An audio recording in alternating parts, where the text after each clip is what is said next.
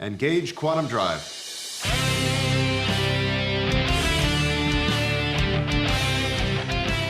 Before we talk about the episode, Katie has trivia.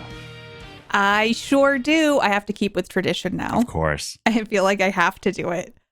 All right. Up first, while posing as an ensign, Mercer wears an engineering uniform, and he was previously established as having served in that department in the comic Launch Day, which was written by David A. Goodman. Yeah, connections. Which I think is super cool. I loved the comics. We actually did a bunch of episodes on the comics. Mm-hmm. I don't know why I said it like that. Comics. But it's Launch Day Part 1 specifically. And I just love that little detail because David A. Goodman wrote this episode as well. Absolutely. Also, Mercer mentions that the underground complex was previously occupied by the Navarians. They were one of the races from the episode Cupid's Dagger and were in a feud with the Bruidians. And in this episode, they used the Retepsian pheromone to make the ambassadors fall in love for a short time. Mm-hmm. And that is something that Nurse Park synthesized himself. The alive and well Nurse Park.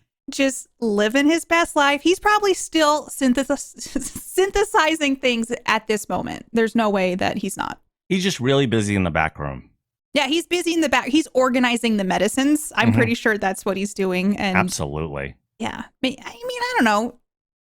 Hashtag Nurse Park is alive.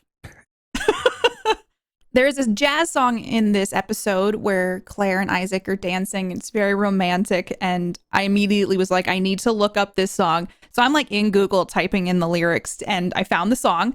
It is actually called Close Enough for Love.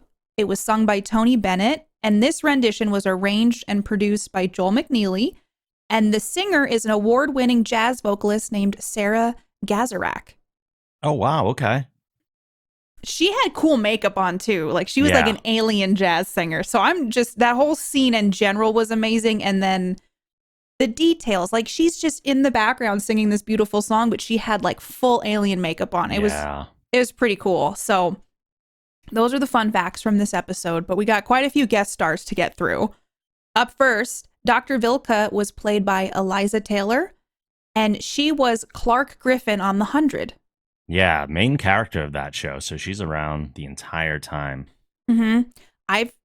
We were just talking about this before we started recording, but I have not seen much of The 100, but I think you've watched the whole thing. I've seen the entire run, yeah. Yeah, so you know what she looks like without the alien makeup on. Yeah. I had to Google it. Also, Timmis is played by Christopher Larkin, who is Monty Green on The 100 as well. So there's quite a few alumni from The 100 in this episode. But I also found out he's a musician, and he founded a band called, and I'm going to do my best to pronounce this, De Artganon. And one of their songs was featured in an episode of The 100. Oh, wow. I didn't know that. But that makes sense that they would want to feature their actors in that way, too.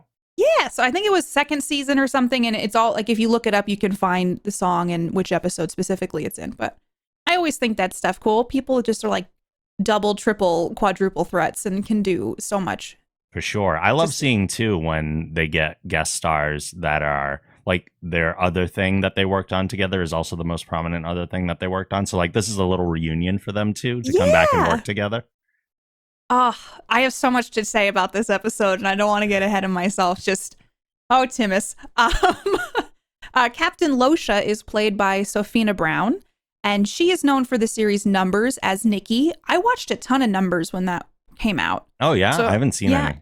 And a show called Shark as Renia Troy. I've not seen Shark. Have you seen the show Shark? But she was also featured in several episodes of The Chappelle Show, like back when that was on Comedy Central. Sure. So she's done a ton over the years. K1 is played by Graham Hamilton, and we previously talked about Graham Hamilton. I think it was last trivia episode. Yeah. K1 is the Kalon that is in the house in this episode. Yep. So Graham Hamilton is playing K1, and he also plays the Kalon primary in other episodes. Yes. William R. Moses, who plays Jan in this episode, is also from the TV series How to Get Away with Murder as Special Agent Lanford, The Secret Life of the American Teenager, and The Love Boat as several characters, plus just a ton of other things. So I was scrolling and I mean, you've probably seen William R. Moses somewhere. Oh yeah, he's been in your around for travels. a while. Yeah. Yeah. It's kind of fun to see what people come from. Like, I didn't expect to see the Love Boat on there, so that was kind of neat. Yeah, that was cool. Elise Levesque, who plays Wenda, is from several things, including Orphan Black as Detective Maddie Enger, The Originals as Genevieve, and the Stargate universe as Chloe Armstrong. Cool.